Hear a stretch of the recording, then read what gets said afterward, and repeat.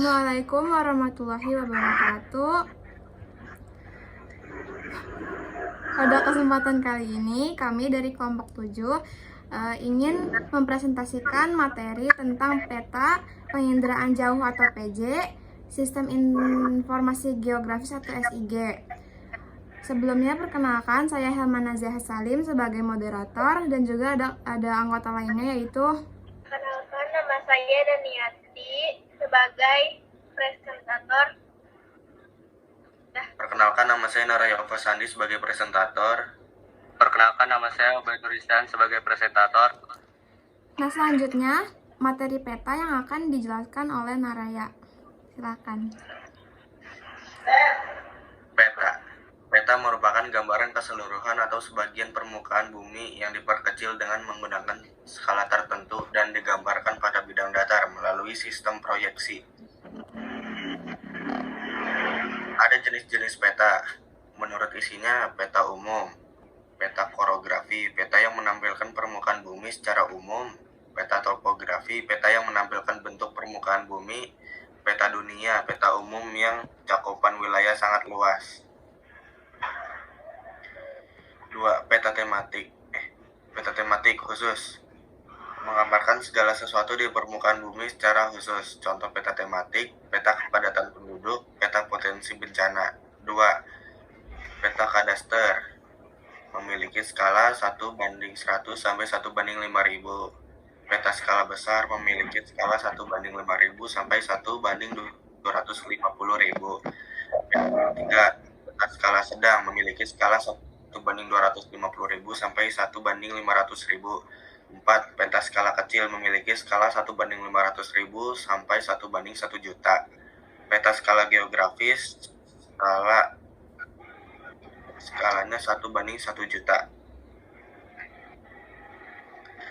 3. Ada peta berdasarkan sifatnya.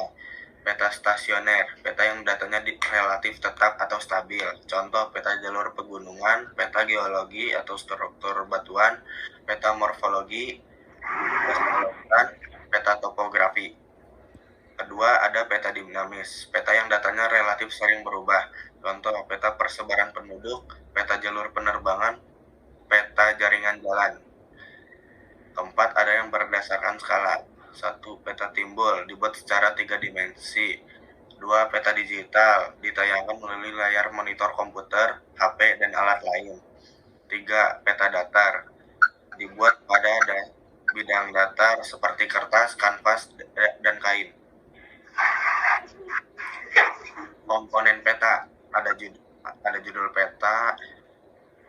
Judul peta hendaknya membuat informasi yang sesuai dengan isi peta sehingga memudahkan pengguna. Garis tepi, alat bantu untuk menentukan bahwa gambaran pada peta apakah sudah pada posisi di tengahnya. Arah berfungsi untuk membantu pembaca peta untuk mengetahui arah mata angin pada suatu wilayah. Skala peta adalah perbandingan antara jarak pada peta dengan jarak sebenarnya di permukaan bumi. Ada legenda berfungsi untuk memudahkan pembaca peta untuk mengetahui maksud suatu simbol pada gambar peta. Ada koordinat, digunakan untuk menunjukkan lokasi pada peta dibanding lokasi lainnya di permukaan bumi serta menggambarkan karakteristik suatu lokasi atau wilayah yang dipetakan. Simbol peta, tanda atau gambar yang mewakili ketampakan yang ada di permukaan bumi yang terdapat pada peta ketampakannya. Lettering digunakan untuk mempertebal arti dari simbol-simbol yang ada. Warna peta digunakan untuk membedakan ketampakan atau objek di permukaan bumi, memberi kualitas atau kuantitas simbol di peta, dan untuk keperluan estetika peta. J. Sumber daya dan tahun pembuatan berfungsi untuk mengetahui dari mana peta diperoleh dan melukiskan data yang mudah berubah. Ini ada contoh komponen peta.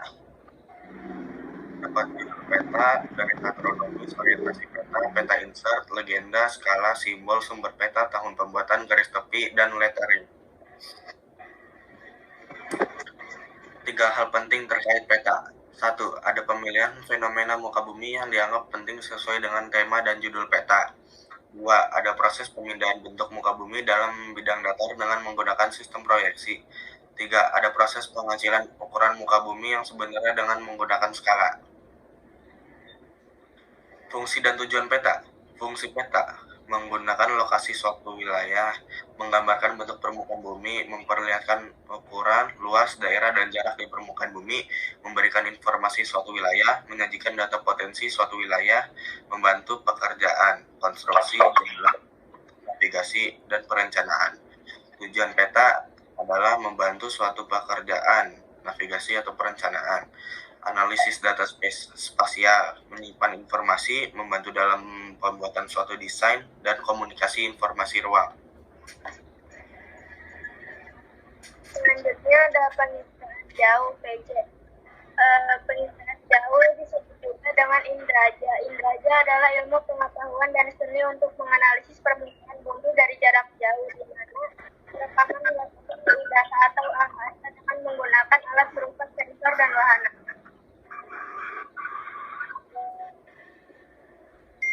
Komponen PJ ada 3 sumber. 1. Sumber tenaga. Ada 2 tenaga pasif dan tenaga aktif.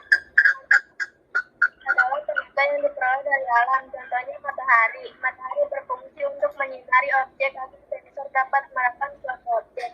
Tenaga aktif adalah tenaga yang diperoleh dengan menggunakan tenaga buatan seperti gelombang mikro. Yang kedua ada atmosfer. Atmosfer mempengaruhi alat penginderaan jauh dalam mencegah seberapa banyak objek semua atau segala sesuatu yang menjadi target sasaran dalam penginderaan jauh, seperti lahan, bentuk muka bumi, dan hutan.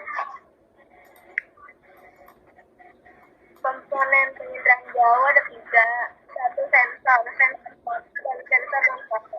Sensor foto merupakan permukaan bumi yang dihasilkan menggunakan alat perekam berupa kamera. Sensor non-foto adalah gambar permukaan bumi yang dihasilkan dari sensor spektrum elektromagnetik. Wahana adalah kendaraan yang membawa sensor seperti itu. Yang ketiga ada citra. Citra adalah gambar merekam oleh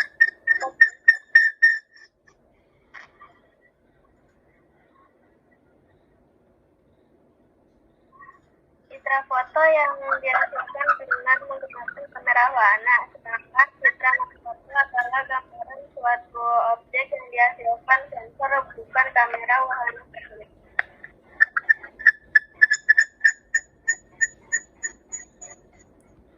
Jenis-jenis citra foto berdasarkan spektrum elektromagnetik. Foto panoramatik dibuat dengan menggunakan spektrum tampak mata, merah, hijau, ungu. Foto ortokromatik spektrum tampak keluar biru hingga hijau, panjang gelombang 0,4 sampai 6,56 mikrometer. Foto ultraviolet spektrum ultraviolet, panjang gelombang 0,29 mikrometer. Foto inframerah asli spektrum inframerah 0,9 sampai 1,2 mikrometer. Foto inframerah modifikasi spektrum inframerah, saluran merah hingga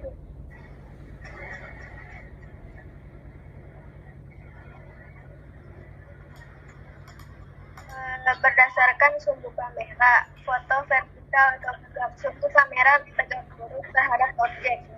Foto condong miring adalah sumbu kamera membentuk sudut terhadap objek.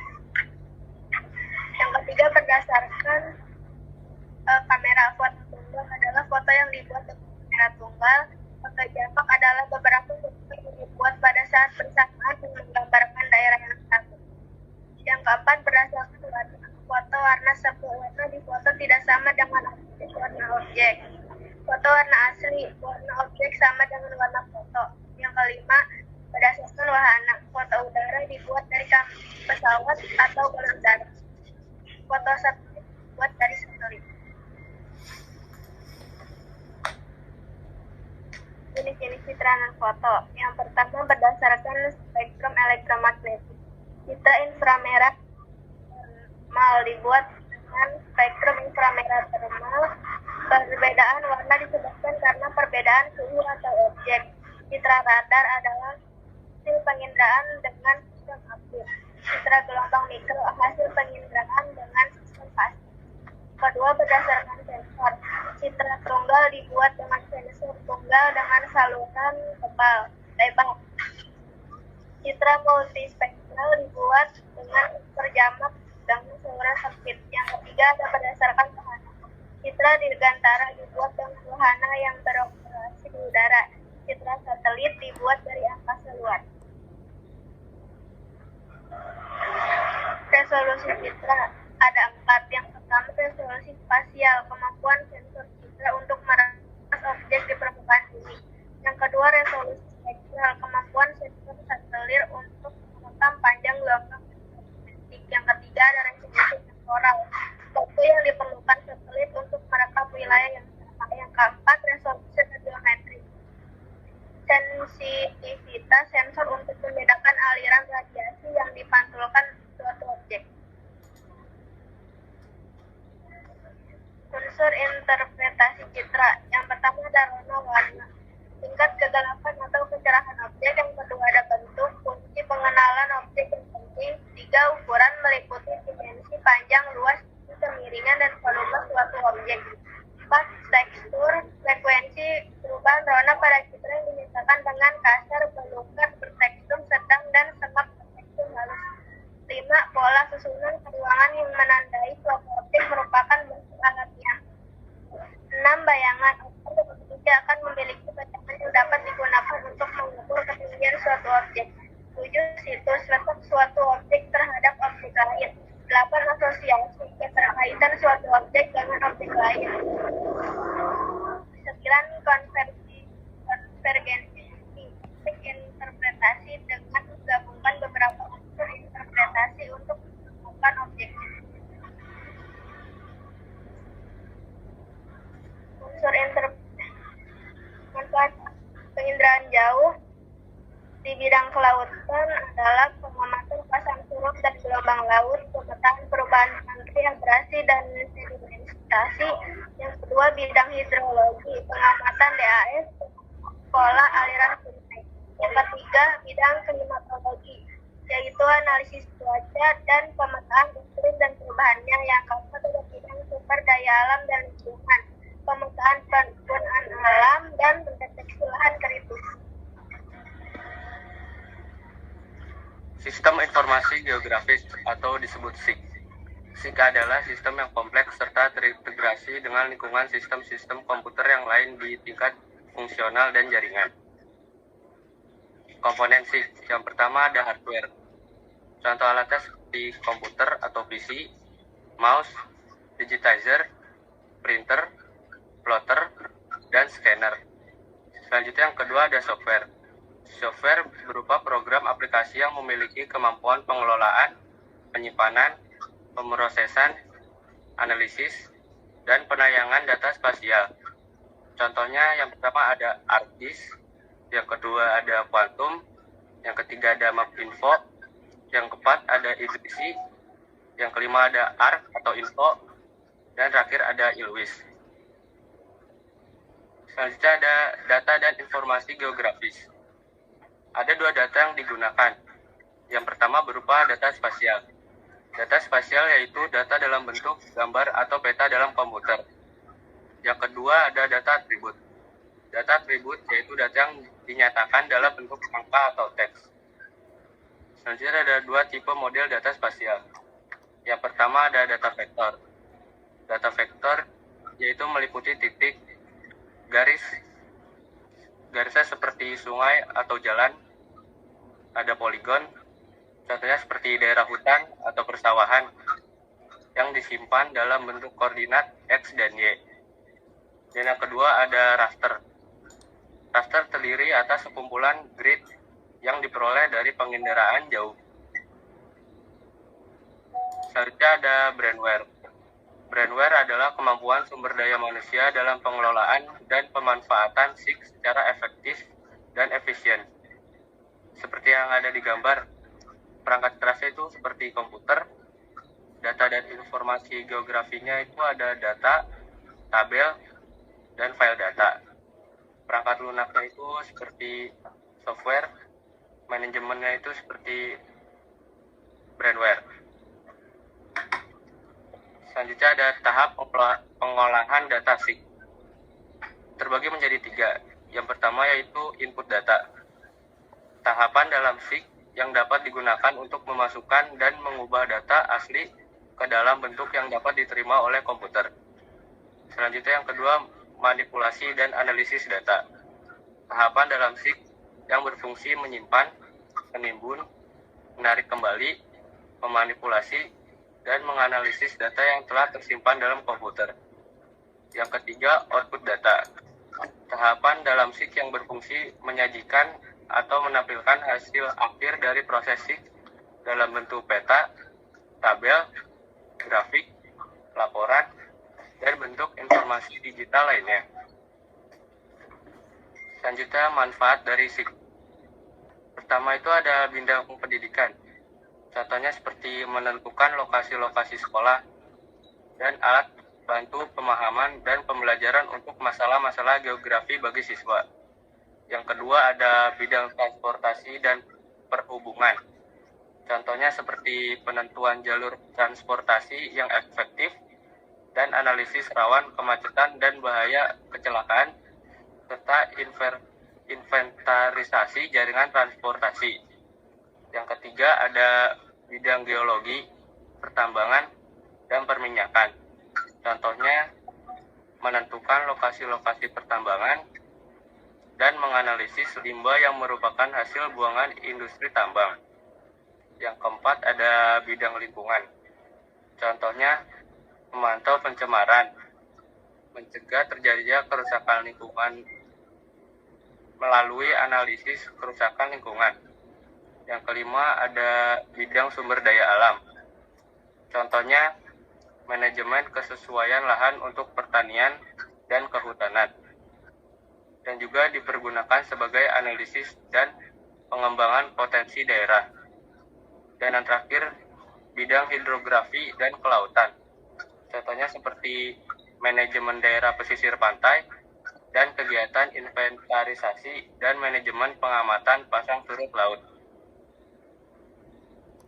Sekian presentasi kami hari ini. Apabila ada salah kata, kami mohon maaf. Wassalamualaikum warahmatullahi wabarakatuh.